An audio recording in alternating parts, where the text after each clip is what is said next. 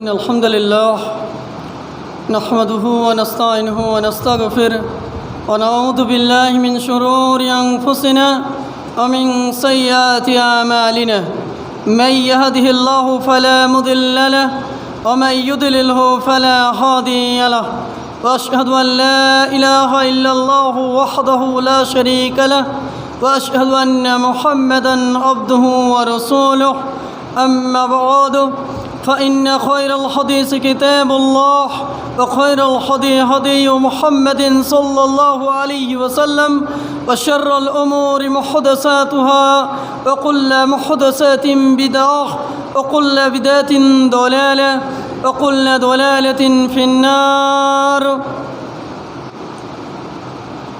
أعوذ بالله من الشيطان الرجيم. بسم الله الرحمن الرحيم. يا أيها الذين آمنوا اتقوا الله حق تقاته ولا تموتن إلا وأنتم مسلمون. يا أيها الناس اتقوا ربكم الذي خلقكم من نفس واحدة وخلق منها زوجها وبث منهما رجالا كثيرا ونساء واتقوا الله الذي تساءلون به والأرحم إن الله كان عليكم رقيبا. يا أيها الذين آمنوا اتقوا الله وقولوا قولا سديدا يصلح لكم أعمالكم ويغفر لكم ذنوبكم ومن يطع الله ورسوله فقد فاز فوزا عظيما. أعوذ بالله من الشيطان الرجيم. بسم الله الرحمن الرحيم. يا أيها الناس اعبدوا ربكم الذي خلقكم والذين من قبلكم لعلكم تتقون. عن أبي هريرة رضي الله تعالى عنه أن رجلا قال يا رسول الله صلى الله عليه وسلم أوصني. قال لا تكذب. فردد مرارا قال لا تكذب. শ্রদ্ধেয় সম্মানীয় উপস্থিত আমার দিনী ভাই সকল এবং উপস্থিত এই মসজিদের ইমাম সাহেব, আল্লাহ রাব্বুল ইজ্জতের দয়া, শান্তি এবং রহমত বিবর্ষিত হোক আপনাদের সকলের উপর, আল্লাহুম্মা আমিন। সমস্ত তারিফ, গুণগান, গুণকীর্তন, প্রশংসা মাত্র সেই মহান আল্লাহ রাব্বুল ইজ্জতের জন্য, যিনি আমাদের স্রষ্টা, যিনি আমাদেরকে সৃষ্টি করেছেন। শুধুমাত্র তাই নয়, এই বিশ্বজগতের মধ্যে যতগুলো আল্লাহ রাব্বুল ইজ্জতের সৃষ্টি রয়েছে তার মধ্যে সর্বোত্তম, সর্বোৎকৃষ্ট, সর্বওয়াল, আশরাফুল মখলুকাত হিসেবে সৃষ্টি করেছেন। অপরদিকে শুধুমাত্র তাই নয়, এই বিশ্বজগতের মধ্যে যতগুলো ধর্ম রয়েছে তার মধ্যে সর্বোত্তম, সর্বোৎকৃষ্ট, সর্বওয়াল, আশরাফুল মখলুকাত হিসেবে সৃষ্টি করেছেন। অপরদিকে শুধুমাত্র তাই নয়, এই বিশ্বজগতের মধ্যে যতগুলো ধর্ম রয়েছে তার মধ্যে একমাত্র গ্রহণযোগ্য দিন, একমাত্র মনোনীত দিন, একমাত্র পছন্দীয় দিন ইসলামের মতো দিন দিয়েছেন, কুরআনের মতো বাণী দিয়েছেন এবং নবী মুহাম্মদ সাল্লাল্লাহু আলাইহি ওয়াসাল্লামের মতো নবীর উম্মতি বানিয়েছেন। সেই মহান আল্লাহ রাব্বুল ইজ্জতের আমরা সকলেই সংক্ষিপ্ত প্রশংসা থাকি আলহামদুলিল্লাহ। শান্তির দ্বারা বিবর্ষিত হোক বিগত নবীগণের উপর, বিশেষভাবে নবী মুহাম্মদ সাল্লাল্লাহু আলাইহি ওয়াসাল্লামের উপর, যে মুহাম্মদ সাল্লাল্লাহু আলাইহি ওয়াসাল্লাম দ্বীন ইসলামের প্রচার এবং প্রসারের জন্য অতীবময় কষ্ট, দুঃখ, ব্যথা, বেদনা সহ্য করে গেছেন। সেই মহামানব, মহানবী, বিশ্বনবী, রহমাতুল লিল আলামিন, খাতামুন নবীন নবী মুহাম্মদ সাল্লাল্লাহু আলাইহি ওয়াসাল্লামের উপর শতকোটি শান্তির ধারা বিবর্ষিত হোক আল্লাহুম্মা আমিন। আল্লাহুম্মা সাল্লি আলাইহি, আল্লাহুম্মা বারিক আলাইহি। সুপ্রিয় দিনী ভাই সকল, আজকে একটি চমৎকার এবং গুরুত্বপূর্ণ বিষয় নিয়ে আলোচনা করার ইচ্ছে রেখেছি। যদি আমার রব আল্লাহ রাব্বুল ইজ্জত আমায় তৌফিক দিয়ে থাকেন, ওমা তৌফিকি ইল্লা বিল্লাহ। সে বিষয়টি হচ্ছে এমন একটি বিষয় যে বিষয়ের ব্যাপারে আমরা আমাদের সমাজ, আমাদের পরিবার, আমাদের বাড়ি, আমরা যতগুলো এক অপরের সঙ্গে জড়িত রয়েছি, হয়তোবা বিজনেসের ক্ষেত্রে হতে পারে, মসজিদের ক্ষেত্রে হতে পারে, কিংবা পারিবারিক ক্ষেত্রে হতে পারে, প্রতিবেশীর ক্ষেত্রে হতে পারে, প্রত্যেকটা ক্ষেত্রেই নবী মুহাম্মদ সাল্লাল্লাহু আলাইহি সাল্লাম একটি চমৎকার শিক্ষা দিয়েছেন। এই শিক্ষাটা যদি আমরা গ্রহণ করি তবে আমরা অনেক জায়গায় অনেকটা আমরা শান্তি পাবো, অনেকটা তৃপ্তি পাবো। আজকে দেখেন, আজকে আমাদের সমাজের মধ্যে মসজিদ নিয়ে হানাহানি, মসজিদ নিয়ে টানাটানি, মাদ্রাসা নিয়ে হানাহানি, আজকে এক অপরের সঙ্গে মতভেদ, মতপার্থক্য, মতনৈক্য যে রয়েছে, এর পিছিয়ে যদি আপনি কারণটা খোঁজার চেষ্টা করেন, একটু যদি আপনি আর তাহকিকাত করার চেষ্টা করেন, কিংবা আপনি আপনার বাড়িতে আপনার ভাইয়ের সঙ্গে যে সম্পর্ক, সে সম্পর্ক বিচ্ছিন্ন হয়ে আছে, আপনার আব্বার সঙ্গে সম্পর্ক বিচ্ছিন্ন হয়ে আছে, কিংবা আপনার প্রতিবেশীর সঙ্গে সম্পর্ক বিচ্ছিন্ন হয়ে আছে, আপনি আপনার প্রতিবেশীর সঙ্গে, আপনি আপনার পাড়া প্রতিবেশীর সঙ্গে যে সম্পর্কটা যে কেটে রয়েছে, কিংবা আপনি আপনার স্ত্রীর সঙ্গে, আপনি আপনার ছেলের সঙ্গে যে সম্পর্কটার মধ্যে বিচ্ছিন্নতা যে সৃষ্টি হয়েছে, এর পিছিয়ে যদি আপনি কারণটা খোঁজার চেষ্টা করেন, দেখার চেষ্টা করেন, সেটা আপনি পাবেন। সেটা হচ্ছে রাগ। সেটা হচ্ছে রাগ। কথাটা মনে রাখার চেষ্টা করবেন যে রাগ এমনই একটা শব্দ, এমনই একটা শব্দ যে একটা আপনার সুসংগঠিত সমাজকে বিচ্ছিন্ন করতে পারে, একটা সুসংগঠিত শিক্ষা প্রতিষ্ঠানকে নষ্ট করে দিতে পারে, একটা সুসংগঠিত, মনে করে আপনার সকলেই একটা মসজিদকে চালাচ্ছেন, আপনাদের এই মসজিদটার জন্য অনেক চিন্তা ভাবনা করছেন, গৌর ফিকির করছেন, কিন্তু এই মসজিদের মধ্যে যদি হানাহানি শুরু হয়ে যায়, আপনার মধ্যে আমার মতভেদ, আপনার মধ্যে ওনার মতভেদ, সেক্রেটারির সাথে হয়তো বা সভাপতির মতভেদ, এইভাবে যদি আমরা করতে থাকি, তাহলে সেই মসজিদ কিন্তু আগে বাড়বে নাই, বরঞ্চ এদের মধ্যে ক্ষতিটা অনেক আগে বেড়ে যাবে। এই যে রাগ শব্দটা, আমি যে কথাটা আপনাদেরকে বুঝাতে চাইছি, যে রাগ শব্দটা এমনই একটা শব্দ যে রাগকে নিজের জায়গা দিয়ে দিল, যে নিজের জায়গাতে, নিজের বডিতে, নিজের শরীরের মধ্যে, নিজের দেহর মধ্যে যদি আপনি জায়গা দিয়ে দেন, তার মানে আপনি এটা জেনে রাখুন যে আপনি ইবলিস শয়তানকে জায়গা দিলেন। এবং রাগকে যদি আপনি ধৈর্য ধারণ করে সবুর করলেন, মনে করেন এমন একটা সমস্যায় পড়ে গেছেন, হয়তোবা আপনার ভাই কিংবা আপনার পরিবারের মধ্যে কোনো এক কারণবশত আপনার জমি জায়দাদ কিছুটা নিজের দখলে নিয়ে এলেছে, কিন্তু আপনি সে রাগটাকে বরদাস্ত করতে পারছেন নাই। এমনকি আমরা দেখি আমাদের সমাজের মধ্যে, আমাদের সোসাইটির মধ্যে, যে এই রাগের কারণে এক যুবক এক নিজের ভাইকে হত্যা করতে দ্বিধাবোধ করে নাই। এটা আমরা অনেক ক্ষেত্রে দেখে থাকি। এর পিছিয়ে কারণ সেটা হচ্ছে রাগ। সেটা হচ্ছে রাগ। কথাটা মনে রাখার চেষ্টা করবেন যে রাগ এমনই একটা বিষয়, এমন একটা শব্দ যে একটি সুসংগঠিত, একটা সুচালিত, একটা সুসংগঠিত শিক্ষা প্রতিষ্ঠানকে নষ্ট করে দিতে পারে, একটা সুসংগঠিত মসজিদকে নষ্ট করে দিতে পারে, একটা ভালো পরিবারকে নষ্ট করে দিতে পারে, প্রতিবেশীর মধ্যে একটা যে ঐক্যবদ্ধতা ছিল সেটাকে নষ্ট করে দিতে পারে। সেটা হচ্ছে রাগ। সেটা হচ্ছে রাগ। যেহেতু আমার বলার উদ্দেশ্য আমার সুপ্রিয় দিনী ভাই সকল, যে দেখেন এই যে রাগ এমনই একটা শব্দ, এমনই একটা বস্তু যে আমাদের সমাজকে খোকলা করে দিচ্ছে। এমনকি আমরা দেখে থাকি এই রাগের কারণে একটি মেয়েকে আপনি বিবাহ করে নিয়ে এসছেন, কিংবা আপনার বউ হয়েছে, সে বহু যখন বাড়ি এলো, আপনার এই ছেলের স্ত্রী, ওই ছেলের স্ত্রীর সঙ্গে, ছেলের এবং বউ মায়ের সঙ্গে কিছু কথা হয়ে গেছে, হয়তো বা কোনো কথা হয়ে গেছে, হতেই পারে এক অপরের সঙ্গে মতভেদ, মতনৈক্য, মতপার্থক্য আসতেই পারে, কিন্তু সেটাকে আপনি বাড়িয়ে দিবেন, সেটাকে বৃদ্ধি করে দেবেন, এটা কিন্তু ঠিক না। আপনার রাগ হবে, মানুষের রাগ হবে, এটা মানুষের ফিতরাতি গুণ যে আমারও রাগ হবে, আপনারও রাগ হবে। কিন্তু নবী মুহাম্মদ সাল্লাল্লাহু আলাইহি ওয়াসাল্লাম এই বিষয়ে কত চমৎকার কথা বলেছেন। আপনি যদি এই হাদিসটাকে একটু চিন্তা করেন, একটু যদি বোঝার চেষ্টা করেন, আপনি অবশ্যই এর মধ্যে অনেকটা শিক্ষা পেয়ে যাবেন। সে হাদিসটি হচ্ছে সেই বুখারীর মধ্যে 61-16 নম্বর হাদিস। কথাটা বোঝার চেষ্টা করবেন যে 61-16 নম্বর হাদিস, অর্থাৎ 6116 নম্বর হাদিস, 6116 নম্বর হাদিস। এই হাদিসের বর্ণনাকারী হচ্ছেন আবু হুরায়রা রাদিয়াল্লাহু তাআলা আনহু।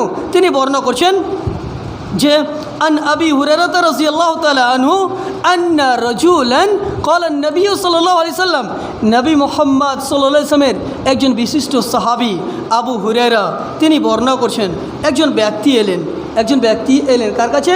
মুহাম্মদ সাল্লাল্লাহু আলাইহি সাল্লামের কাছে, এবং বলছেন লিন নবী সাল্লাল্লাহু আলাইহি সাল্লাম, নবী মুহাম্মদ সাল্লাল্লাহু আলাইহি সাল্লামের কাছে এলেন। আসার পরে বলছে আল্লাহ রসুল গো, আল্লাহ রসুল গো আউসিনি, আমাকে আপনি ওসিয়াত করুন, আমাকে কিছু নসিহত করুন, আমাকে কিছু উপদেশমূলক কথা বলুন। এখানে বোঝার চেষ্টা করুন, নবী মুহাম্মদ সাল্লাল্লাহু আলাইহি ওয়াসাল্লামের কাছে একজন ব্যক্তি এলেন, আসার পরে নবী মুহাম্মদ সাল্লাল্লাহু আলাইহি ওয়াসাল্লাম বলছেন আউসিনি, আপনি আমাকে কিছু ওসিয়াত করুন, কিছু নসিহত করুন, যাতে করে আমি উপকৃত হতে পারি, যাতে করে আমি মঙ্গলময় হতে পারি, আমার জীবনের মধ্যে শান্তি আসে। তখন নবী মুহাম্মদ সাল্লাল্লাহু আলাইহি ওয়াসাল্লাম বলছেন লা তাকজাব, তুমি রাগ করো না। এখানে বোঝার চেষ্টা করুন, এতগুলো ওসিয়াত আছে, এতগুলো নসিহত রয়েছে, কিন্তু মুহাম্মদ সাল্লাল্লাহু আলাইহি ওয়াসাল্লামের কাছে একজন বিশিষ্ট সাহাবী এলেন, আসার পরে উনি বলছেন যে আল্লাহ রসুলকে আমাকে কিছু ওসিয়াত করুন। তখন মুহাম্মদ সাল্লাল্লাহু আলাইহি ওয়াসাল্লামকে তিনি বলছেন না, মুহাম্মদ সাল্লাল্লাহু আলাইহি ওয়াসাল্লাম সে সাহাবীকে বলছেন লা তাকজাব, আপনি রাগ করিয়েন না, আপনি রাগ করিয়েন না। এবং সেখানেই ক্ষান্ত নয়, বরঞ্চ নবী মুহাম্মদ সাল্লাল্লাহু আলাইহি ওয়াসাল্লামকে তিনি বারবার করে বলছেন ফারদ্দাদা মিরারা, কই একবার জিজ্ঞাসা করছেন, বারবার করে জিজ্ঞাসা করছেন আল্লাহ রসুল আমাকে কিছু ওসিয়াত করুন, আমাকে কিছু নসিহত করুন, আমাকে কিছু উপদেশ দেন। তখন মুহাম্মদ সাল্লাল্লাহু আলাইহি ওয়াসাল্লাম আবার বলছেন লা তাকজাব। এখান থেকে বোঝার চেষ্টা করুন যে দেখেন আরও অনেক কিছু ওসিয়ত ছিল, আরও অনেক কিছু নসিহতমূলক কথা ছিল। হ্যাঁ, হয়তো অন্য হাদিসে হতে পারে অন্য কিছু নসিহত হয়েছে, কিন্তু এইখানে মুহাম্মদ সাল্লাল্লাহু আলাইহি ওয়াসাল্লামকে সে সাহাবী তিনি বলছেন আল্লাহ রসুলকে আমাকে কিছু ওসিয়ত করুন। সেখানে মুহাম্মদ সাল্লাল্লাহু আলাইহি ওয়াসাল্লাম বলছেন যে লা তাকজাব, আপনি রাগ করিয়েন না, আপনি রাগকে বর্জন করুন, রাগকে ছেড়ে দেন। দেখেন আজকে যদি মনে করেন হয়তোবা আপনার ভাইয়ের সঙ্গে হয়তোবা কোনো বিষয় নিয়ে মতভেদ মতপার্থক্য হয়েছে, তার মধ্যে হয়তোবা 2-3 মাস থেকে কথা বলেন না, কথা হয় না, আপনি যদি এই রাগটাকে বরদাস্ত করে আপনি যদি আপনার ভাইয়ের সঙ্গে আপনি আপনার দাদার সঙ্গে কথা বলে এলেন, এতে লাভ হবে না লস হবে? অবশ্যই আপনার জন্য লাভ রয়েছে। কেন? এটা মুহাম্মদ সাল্লাল্লাহু আলাইহি ওয়াসাল্লামের শিক্ষা। মুহাম্মদ সাল্লাল্লাহু আলাইহি ওয়াসাল্লাম বলছেন যে রাগ করো না। তার মানে রাগ হচ্ছে এমনই একটা বিষয় যে প্রত্যেকটা মন্দ, প্রত্যেকটা খারাপ এক কামের যদি তার ঝড় দেখতে চান তো আপনি রাগকে পাবেন। দেখেন আজকে যদি কাটাকাটির মেন মূল দেখতে যান তো আপনি সেখানে পাবেন রাগ। যদি সে রাগটাকে বরদাস্ত করে নিত, সেখানে থেমে যেত, তাহলে অবশ্যই এই কাণ্ড হতো না। আজকে অনেক মেয়ে বিধবা হয়ে আছে, হয়তোবা সে ডিভোর্স পেয়ে আছে, হয়তোবা সে আপনার স্বামীর কাছে তালাক প্রাপ্ত হয়ে আছে। এর পিছিয়ে কারণ একটাই যে হয়তোবা কোনো বিষয় নিয়ে দুজনের মধ্যে মতভেদ, মতপার্থক্য, মতনৈক্য, একে অপরের সঙ্গে কথার মেল মেলাপ হয়নি, তার কারণে দুজনের মধ্যে কোনো বিষয় নিয়ে রাগারাগি হয়েছে। এই রাগকে আপনি যতটা জায়গা দেবেন, যতটা আশ্রয় দেবেন, ততটা সে আপনাকে ক্ষতি করে ফেলবে। এমনকি আপনি আপনার স্ত্রীকে ছাড়তে পর্যন্ত আপনাকে বাধ্য করে দেবে। সুপ্রিয় দিনী ভাই সকল, আমার বলার উদ্দেশ্য যে দেখেন রাগকে বর্জন করুন, রাগকে ছেড়ে দেন, এতেই আপনার জন্য কল্যাণ রয়েছে, এতেই আপনার জন্য মঙ্গল রয়েছে। ঠিক সেই মতো নবী মুহাম্মদ সাল্লাল্লাহু আলাইহি ওয়াসাল্লাম আরেকটি হাদিসের মধ্যে, আপনার আবু দাউদের মধ্যে এই হাদিসটি 4784 অর্থাৎ 4784 নম্বর হাদিস। এই হাদিসের বর্ণনাকারী হচ্ছেন, আপনার বোঝার চেষ্টা করুন যে এই হাদিসের বর্ণনাকারী, এই হাদিসের ভাবার্থ হচ্ছে যে একটা মিটিংয়ে আপনার একজন সাহাবী ছিলেন এবং একজন ব্যক্তি ছিলেন। সাহাবীর কাছে এসে একজন ব্যক্তি এসে দুই কথা নিয়ে ঝগড়া হয়ে যায়, কথা বাড়াবাড়ি হয়ে যায়। সেই মুহূর্তে সে সাহাবী আপনার দাঁড়িয়ে গেলেন, দাঁড়িয়ে যাওয়ার পরে উজু করে নিলেন। তারপরে সে সাহাবী বর্ণনা করছেন, সে রাবি বর্ণনা করছেন যে আমি আমার আব্বার কাছ থেকে শুনেছি। কথাটা বোঝার চেষ্টা করবেন। উনি বলছেন আমি আমার আব্বার কাছে থেকে শুনেছি এবং আমার আব্বা বলেছেন তোমার দাদা কাছে আমি শুনেছি। কথাটা বোঝার চেষ্টা করবেন। উনি সে সাহাবী, সে রাবি, তিনি বর্ণনা করছেন, এ হাদিসের বর্ণনাকারী বর্ণনা করছেন যে আমি আমার আব্বার মুখ থেকে শুনেছি এবং উনি বলছেন আমার আব্বা বলছে যে তোমার দাদার কাছ থেকে আমি শুনেছি। তার মানে তিনি বর্ণনা করতে চাইছেন যে তোমার দাদার কাছে আমি শুনেছি যে মুহাম্মদ সাল্লাল্লাহু আলাইহি ওয়াসাল্লাম বলছেন যে এই রাগটা হচ্ছে আপনার শয়তানের সঙ্গে সম্পর্কিত। রাগ হচ্ছে শয়তানের কাছে থেকে আসে। শয়তানকে যেহেতু আল্লাহ রাব্বুল ইজ্জত আগুন থেকে সৃষ্টি করেছে এবং এই রাগটাকে মেটার জন্য আপনার পানির প্রয়োজন রয়েছে। এবং সে সময় আপনি করবেন কি, যদি রাগ হয়ে যায় সে সময় আপনাকে বসে যেতে হবে। যদি সেখানেও আপনি থামতে পারছেন না, তবে আপনি ঘুমিয়ে যান, শুয়ে যান। এবং আরেকটি বিকল্প হচ্ছে যে আপনাকে সে সময় পানি পান করতে হবে। সে সময় আপনাকে পানি পান করতে হবে। তাহলে কি হবে, যে আপনার রাগটা আপনার দূর হয়ে যাবে, রাগটা আপনার কাছ থেকে হটে যাবে, সে বিসর্জন পেয়ে যাবে। সুপ্রিয় দিনী ভাই সকল, আপনি আপনার জীবনে এই রাগকে কোনো মুহূর্তেই আশ্রয় দিয়েন না। কারণ হচ্ছে দেখেন, আজকে হয়তোবা রেগে থেকে গেলেন, কিন্তু আপনি যেদিন মারা যাবেন হয়তোবা, কিংবা আপনার পূর্বে উনি মারা গেছেন, আপনি তিনার সঙ্গে রাগারাগি করে রেখেছেন, হয়তোবা আপনি জীবিত আছেন, যাকে আপনি কষ্ট দিয়েছেন, কিংবা আপনার সঙ্গে আপনার আখলাক চরিত্রতে কিংবা আমার আখলাক চরিত্রতে আপনি দুঃখিত হয়ে আছেন, কিন্তু আপনি আমার আগেই মারা যাচ্ছেন। আপনার কাছে আমি ক্ষমা চাওয়ার সেরকম মুহূর্তও পেলাম না। আপনি বলুন তো, সে ক্ষমাটা কি হবে? সেটা কি আমি মাপ পাবো? সেটা কি আমার মাপ হবে? আপনাদেরকে রিয়েল একটা বাস্তব ঘটনা বলি। আমি কোনো একটা গ্রামে মাটি দিতে গেলাম। মাটি দিতে যাওয়ার পরে দেখলাম যে দুই ভাই, এক ভাই মারা গেছেন এবং এক ভাই জীবিত আছেন। কোনো কারণবশত একটা জমির লেনদেন ছিল প্রায় 10 বছর বিগত সময় পূর্বেকার। সেই জমির রেট ছিল মোটামুটি 3400 কিংবা 3600, এটা শুনলাম। তারপরে সে ব্যক্তিকে একদিন কি করা হলো, রেজিস্ট্রি অফিসে তিনি যখন জীবিত ছিলেন নিয়ে যাওয়া হলো। কিন্তু এখন যে আপনার 10 বছর বিগত সময় যে জমির রেট ছিল, সে সময় জমির রেট করা আছে। এখন ওনার রায় হচ্ছে, ওনার দাবি হচ্ছে যে আমি সে টাকাতে জমি দিব না। তারপরে উনি দাবি করছেন যে 50,000 টাকা নিব। হয়তোবা বাড়িতে মীমাংসা করার জন্য বসা হয়েছিল, সে রেটে তারা মানামানি করলো না। তারপরে যখন রেজিস্ট্রি অফিসে যখন যাচ্ছে, তখন উনি দাবি করছেন আমি আপনার কাছে 50,000 টাকা নেব। কত নেব? 50,000। সেখানে আপনার হট্টগোল শুরু হয়ে যায়, এমনকি সে মাটি দিতেও ইচ্ছুক না।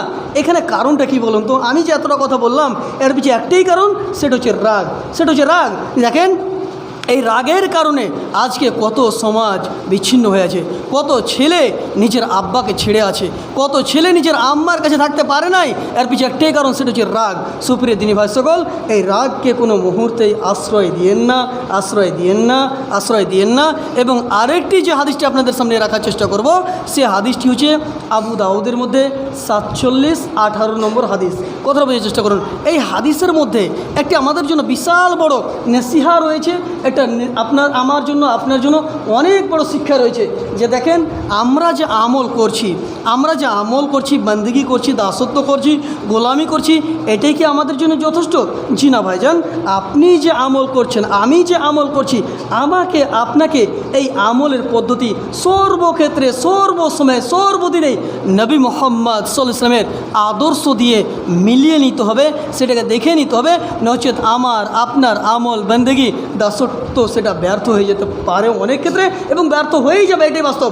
যেহেতু এই হাদিসের বর্ণনাকারী দেখেন, আনাস বিন মালিক রাদিয়াল্লাহু তাআলা আনহু, তিনি বলেন, হাদাসানা মুসা ইবনে ইসমাঈল হাদাসানা হামাদুন আন আনাস আন্না রাজুলান ক্বালা ইয়া রাসূলুল্লাহ সাল্লাল্লাহু আলাইহি সাল্লাম আইনা আবি ক্বালা আবুকা ফিন্নার ফালাম্মা কাফা ইন্না আবি ওয়া আবাকা ফিন্নার। এই হাদিসের প্রতি একটু লক্ষ্য করার চেষ্টা করুন। এই হাদিসের বর্ণনাকারী হচ্ছেন আনাস বিন মালিক রাদিয়াল্লাহু তাআলা আনহু। তিনি বর্ণনা করছেন যে নবী মুহাম্মদ সাল্লাল্লাহু আলাইহি ওয়াসাল্লামের কাছে একজন বিশিষ্ট সাহাবী এলেন। এখানেও কয়েকটি নসিহা রয়েছে এবং এই হাদিসের মধ্যে অনেকটা আমাদের জন্য শিক্ষা রয়েছে। তার কারণে আমি আপনাদের সামনে এই হাদিসটিকে নিয়ে এলাম। এই হাদিসের মধ্যে যে শিক্ষা রয়েছে, আপনি যদি সত্যিকারই আল্লাহকে ভালোবাসেন, দ্বীন ইসলামকে ভালোবাসেন, দ্বীন ইসলামকে মানতে চান, আপনি বলুন তো, আপনি আল্লাহকে ভালোবাসেন, দ্বীন ইসলামকে ভালোবাসেন, এবং আপনার আখলাক চরিত্র, আপনার উঠা বসা নবী মুহাম্মদ সাল্লাল্লাহু আলাইহি ওয়াসাল্লামের তরিকা অনুযায়ী হচ্ছে না, এটা কিভাবে হতে পারে? এটা কিভাবে পরিচর্য হতে পারে? এটা কিভাবে সন্তুষ্টপূর্বক হতে পারে? এটা কখনোই হতে পারে নাই। যেহেতু এই হাদিসের বর্ণনাকারী হচ্ছেন আনাস বিন মালিক রাদিয়াল্লাহু তাআলা আনহু। তিনি বর্ণনা করছেন, আন্না রাজুলান, একজন ব্যক্তি এলেন, অর্থাৎ সাহাবী এলেন। কেন কি মুহাম্মদ সাল্লাল্লাহু আলাইহি ওয়াসাল্লামকে যতগুলো প্রশ্ন করেছেন, যখন দ্বীনের ব্যাপারে প্রশ্ন করেছেন, জান্নাত জাহান্নামের ব্যাপারে প্রশ্ন করেছেন, কারণ অবশ্যই তিনি কি ছিলেন? সাহাবী ছিলেন। কেন কি উনি যদি জানতেন যে আপনি কে কিংবা ইসলাম কি, তাহলে বোঝা যেত যে উনি হয়তো বা সে সময় ইসলাম নিয়ে আসেনি। উনি বলছেন আন্না রাজুলান, একজন ব্যক্তি এলেন, আসার পরে বলছেন ইয়া রাসূলুল্লাহ সাল্লাল্লাহু আলাইহি সাল্লাম, আল্লাহর রসুল গো। আইনা আবি, আমার আব্বা কোথায়, আমার আব্বা কোথায়। কথা বলার চেষ্টা করবেন যে তিনি সে সাহাবি জিজ্ঞাসা করছেন আল্লাহ রসুলকে, মোহাম্মদ সাল্লাল্লাহু আলাইহি সাল্লামকে, যে আইনা আবি, আমার আব্বা কোথায়। তখন মোহাম্মদ সাল্লাল্লাহু আলাইহি সাল্লাম বলছেন আবু কাফিন্নার, আপনার আব্বা জাহান্নামে, আপনার আব্বা জাহান্নামে। আপনি বলুন তো, একজন বিশিষ্ট সাহাবি মোহাম্মদ সাল্লাল্লাহু আলাইহি সাল্লামকে জিজ্ঞাসা করছেন আল্লাহ রসুল গো, আমার আব্বা কোথায়। মানে এর মানে হচ্ছে যে উনি ইসলামকে নিয়ে এসেছেন, ইসলামকে মেনে নিয়েছেন, আল্লাহ রসুলের আদর্শ মেনে নিয়েছেন, কোরআনের আদর্শ মেনে নিয়েছেন, আল্লাহর বিধানকে মেনে নিয়েছেন, আল্লাহকে নিজের সত্য বার হক রব বলে মেনে নিয়েছেন। কিন্তু তিনার মনে শান্তি নাই। কেন কি তিনার পূর্বে তিনার আব্বা মারা গেছেন। তো তিনি জিজ্ঞাসা করছেন আল্লাহ রসুল আমার আব্বা কোথায়। তার মানে আব্বা আমার জাহান্নামে যাবে না জান্নাতে যাবে, দুটো জায়গা রয়েছে। কেন উনার এটা বিশ্বাস, উনার আকীদা যে মরার পরে তাদের জান্নাত জাহান্নামের সব আপনার বর্ণনা শুরু হয়ে গেল। তো উনি জিজ্ঞাসা করছেন যে আমার আব্বা কোথায়। তখন মোহাম্মদ সাল্লাল্লাহু আলাইহি ওয়াসাল্লাম বলছেন যে আবু কাফিন্নার, তোমার আব্বা জাহান্নামে, তোমার আব্বা জাহান্নামে। তখন ফালাম্মা কফা, তখন উনি মনটাকে ছোট করে সেখান থেকে চলে যাচ্ছেন। মনে করেন যে আপনি হয়তো বা আপনার পরিবারের কোনো একটা প্রশ্ন জিজ্ঞাসা করতে গেছেন যে আমার আব্বা কোথায়, কিংবা হয়তো এরকম হতে পারে যে আপনি একটা হসপিটালে গেছেন, আপনার আব্বা অসুস্থ রয়েছেন, আপনি যখন ডক্টরকে জিজ্ঞাসা করেন যে ডক্টর সাহেব আমার আব্বার অবস্থা কেমন, আমার আব্বা এখন কী অবস্থাতে রয়েছে, কতটা সুস্থ হতে পেরেছেন, কিংবা কতটা রোগ বৃদ্ধি পেয়েছে, কী হয়েছে না হয়েছে, এগুলো আপনি প্রশ্ন করবেন। যখন আপনি সে হসপিটালে জিজ্ঞাসা করছেন সে ডক্টর সাহেবকে যে আমার আব্বার অবস্থা কেমন, এখন কেমন সিচুয়েশান আছে, কেমন পরিস্থিতিতে আছে, যদি বলেন সে ডক্টর যে আপনার আব্বা মারা গেছেন, কিংবা আপনার আব্বার হালাত এখন গম্ভীর, আপনি বলুন তো আপনার মনটা কেমন হবে। আপনি অবশ্যই ব্যথিত হবেন। কারণ যে আপনি আপনার আব্বাকে ভালোবাসেন, কিংবা আপনার সন্তান রয়েছে, সেই সন্তানের কথা জিজ্ঞাসা করছেন ডক্টর সাহেব আমার সন্তান আব্দুর রহমান কিংবা আব্দুল সত্তার এখন কী অবস্থায় রয়েছে, আমার ছেলেকে তো আপনার কাছে দিয়েছি, হসপিটাল তো ভর্তি আছে, আপনি তো ট্রিটমেন্ট করলেন, আপনি তো অপারেশন করলেন, এখন আমার ছেলের অবস্থা কেমন। যদি সে ডক্টর বলে দেন যে আপনার ছেলের অবস্থা ঠিক নাই, এখন আপনার ছেলে অসুস্থর মাত্রা অনেকটা বেড়ে গেছে, বৃদ্ধি পেয়ে গেছে, এখন আপনার ছেলের আর বাঁচার কোনো সম্ভাবনা নাই, কিংবা মারা গেছে, আপনি বলুন তো আপনার মনটা কেমন হবে। সে সময় সে সাহাবি ফালাম্মা কফা, মনের মধ্যে অনেক ব্যথা, সে ব্যথায় ব্যথিত সেখান থেকে চলে যাচ্ছেন। সে সময় নবী মুহাম্মদ সাল্লাল্লাহু আলাইহি ওয়াসাল্লাম বলেন ক্বালা ইন্না আবি ওয়া আবাকা ফিন্নার, নিশ্চয় আমার আব্বা এবং তোমার আব্বা জাহান্নামে। আপনি বলুন তো, আমার এটাই প্রশ্ন যে মোহাম্মদ সাল্লাল্লাহু আলাইহি ওয়াসাল্লামকে বাদ দিয়ে এখন যদি কেউ চন্দ্রমাতে বসবাস করে, এই পৃথিবীতে মনে করেন যে বসবাস করে নাই, সে চন্দ্রমাতে বাস করছে, সব কিছু তার ব্যবস্থা রয়েছে, সে ব্যক্তি যদি জান্নাতে যেতে চায় তার জন্য একটি আদর্শ হবে, সে হবে নবী মোহাম্মদ সাল্লাল্লাহু আলাইহি ওয়াসাল্লাম। মোহাম্মদ সাল্লাল্লাহু আলাইহি ওয়াসাল্লামের আদর্শকে বাদ দিয়ে কোনো ব্যক্তি জান্নাতে যেতে পারে নাই। সেই ব্যক্তি নিজের আব্বার ব্যাপারে যদিও কঠোর, যদিও আমার আপনার হৃদয়ে সেটা মানতে চায় না, কিন্তু মোহাম্মদ সাল্লাল্লাহু আলাইহি ওয়াসাল্লাম স্বয়ং বলছেন ইন্না আবি ওয়া আবাকা ফিন্নার, নিশ্চয় আমার আব্বা এবং তোমার আব্বা জাহান্নামে। আপনি বলুন তো মোহাম্মদ সাল্লাল্লাহু আলাইহি ওয়াসাল্লাম নিজের আব্বার সেই জাহান্নামের আগুন থেকে বাঁচার কোনো অধিকার করতে পারে নাই, রাখতে পারে নাই। আপনি আমি কোথায়? আজকে যে আমরা ইসলামকে ছেড়ে আছি, আজকে যে আমরা ইসলামকে বুঝি নাই, আজকে যে আমরা ইসলামকে মানার চেষ্টা করি নাই, আপনি বলুন তো কাল কিয়ামত দিবস এমন একটা দিন, এমন একটা সময়, যে দিন আপনার ছেলে আপনার কোনো কাজে আসবে না, আপনার মেয়ে আপনার কোনো কাজে আসবে না, আপনার স্ত্রী সেদিন কোনো কাজে আসবে না। কিন্তু আপনি যে আমল করছেন, আপনি সকাল থেকে সন্ধ্যায় যে পার করছেন, এই সময়ের মধ্যে আপনি কতটা সৎ আমল করলেন, সলেহ আমল করলেন, নেক আমল করলেন, এই বিষয়ে আপনাকে চিন্তা করা উচিত, আপনাকে গৌর ফিকির করা উচিত যে আমি সকাল থেকে সন্ধ্যায় আমি যে 24 ঘন্টা টাইমটা অতিবাহিত করলাম, আমি কতটা আল্লাহর জন্য দিলাম, আমি কতটা মোহাম্মদ সাল্লাল্লাহু আলাইহি ওয়াসাল্লামের আদর্শ থেকে দিলাম, নাকি আমি নিজের খেয়াল বুদ্ধি বিবেক দিয়ে আমি দিনের সকাল থেকে সন্ধ্যা পর্যন্ত 24 ঘন্টা সময়টাকে পার করে দিচ্ছি। সুপ্রিয় দিনী ভাই সকল, নিজের সত্যিকারের জীবনটাকে নিয়ে ভাবুন। এই যে কবর দেখতে পাচ্ছেন, আমি বারবার কেন বলি, একটু আপনি সতর্ক হন, সাবধান হন, কবরকে নিয়ে চিন্তা করুন, আখেরাতকে নিয়ে ভাবুন, আল্লাহ রসুলের বিধানকে নিয়ে গৌরফিকির করুন, চিন্তা করুন যে আমি যে মারা যাব, আমি যে চলে যাব কবরে, কিন্তু আমার ছেলে মেয়ে, আমার সন্তান সন্ততি সকলেই থেকে যাবে। হয়তো আমার ছেলে মেয়ে জমি জায়গা নিয়ে মারামারি কাটাকাটি করবে, কিন্তু আমি যে চলে যাবো, আমি কি করে যাচ্ছি, আমার জীবনের জন্য, আমার আখেরাতের জন্য, আমার কবরের জন্য আমি কতটা প্রস্তুতি নিয়েছি। সুপ্রিয় দিনী ভাই সকল, আমি যে কথাটা আপনাদেরকে বুঝাতে চাইলাম যে দেখেন, রাগ হবে, রাগ হওয়াটা স্বাভাবিক, মানুষের রাগ হবে, এটা স্বাভাবিক, আমারও রাগ হবে, আপনারও রাগ হবে, কিন্তু রাগ হওয়ার ক্ষেত্রে আপনাকে মোহাম্মদ সাল্লাল্লাহু আলাইহি ওয়াসাল্লামের আদর্শকে দেখে নিতে হবে এবং আদর্শ অনুযায়ী সেখানে আমল করতে হবে। আপনাকে রাগকে বর্জন করতে হবে, বিসর্জন দিতে হবে, ছেড়ে দিতে হবে। যদি আপনার কোনো ভাই, কোনো প্রতিবেশীর সঙ্গে কোনো বিষয় নিয়ে মতভেদ মতনৈক্য রয়েছে, আপনি আজকে এখান থেকে যান এবং নিজের মধ্যে এটা নিয়ত করেন যে আজকে আমি আমার ভাইয়ের কাছে ক্ষমা চেয়ে নেব, তার কাছে মাপ চেয়ে নেব, তার সঙ্গে কথা বলবো। তার কারণ হচ্ছে রাগ হচ্ছে, এইটা হচ্ছে ইবলিসের আসর, এবং ইবলিসকে যদি আপনি বিসর্জন দিতে চান, তাহলে যদি কোনো ক্ষেত্রে কোনোটা সময় 5 মিনিট আপনাকে ছোট হতে হয়, এটাকে কোনো সময় আপনি ছোট মনে করিয়েন না, বরঞ্চ আপনার জায়গা আল্লাহর কাছে বুলন্দ হয়ে যাবে, আল্লাহর কাছে আপনার পজিশান বেড়ে যাবে। এবং আল্লাহর কাছে যদি জায়গা বেড়ে যায়, পজিশান বেড়ে যায়, আপনি আর কী নেবেন বলুন তো? আপনার যদি আল্লাহর কাছে জায়গা বেড়ে যায়, তাহলে আপনার আর কোনো জিনিসের প্রয়োজন হবে? যেমন মনে করেন হয়তো বা আলমগীর আলম সাহেবের, আমি বারবার উদাহরণগুলো দিই, যে মনে করেন যে কোনো একটা দেশের বাদশার কাছে যদি আপনার পজিশান বেড়ে যায় কোনো কাজ করার ক্ষেত্রে, আপনি অবশ্যই করবেন, আপনি অবশ্যই চেষ্টা করবেন। কারণ হচ্ছেন যে উনি একজন দেশের বাদশাহ কিংবা সরকার। আপনার যদি জায়গা, আপনার যদি পজিশান উনার কাছে বেড়ে যায়, আপনি কোনো মুহূর্তে সেটাকে মিস করার চেষ্টা করবেন না। কারণ যে আপনার কিছু লাভ রয়েছে, কিছু আপনার সেখানে বেনিফিট রয়েছে, আপনার কিছু উপকার রয়েছে, কিন্তু আল্লাহ রাব্বুল ইজ্জতের কাছে যে আপনার পজিশান বেড়ে যাবে, এর প্রতি আমি কি গুরুত্ব দেবো না? আপনি কি এর প্রতি লক্ষ্য রাখবো না? অবশ্যই আপনার গুরুত্ব রাখা উচিত, এর প্রতি গুরুত্ব দেওয়া উচিত। সুপ্রিয় দিনী ভাই সকল, আমি যে কথাটা আপনাদেরকে বুঝাতে চাইলাম যে দেখেন, রাগকে বিসর্জন দেন, রাগকে ছেড়ে দেন, এবং যদি কোনো কারণবশত ঝগড়া হয়ে যায়, কোনো কারণবশত দুটো কথা হয়ে যায়, তাহলে মোহাম্মদ সাল্লাল্লাহু আলাইহি ওয়াসাল্লামের আদর্শ অনুযায়ী আপনাকে সেই মুহূর্তে হয়তো বা পানি পান করে নিতে হবে, বসে যেতে হবে, উজু করে নিতে হবে। এই শিক্ষাই মোহাম্মদ সাল্লাল্লাহু আলাইহি ওয়াসাল্লাম আমাদেরকে দিয়েছেন, এই শিক্ষায় আমাদেরকে মোহাম্মদ সাল্লাল্লাহু আলাইহি ওয়াসাল্লাম শিখিয়েছেন। যেহেতু আমার বলার উদ্দেশ্য যে দেখেন, রাগকে কোনো মুহূর্তেই জায়গা দিয়েন না। রাগকে জায়গা দেওয়া মানে হচ্ছে ইবলিস জায়গা দেওয়া, শয়তানকে জায়গা দেওয়া। আপনি যতটাই রাখবেন, এমনকি অনেক মানুষ রয়েছে যে আজকে জানিস, আজকে আমার ভাইয়ের সঙ্গে ঝগড়া হয়েছে, তো আমি রেগে অনেক কথা বলে দিলাম, সে আরও গর্ব করে বলে।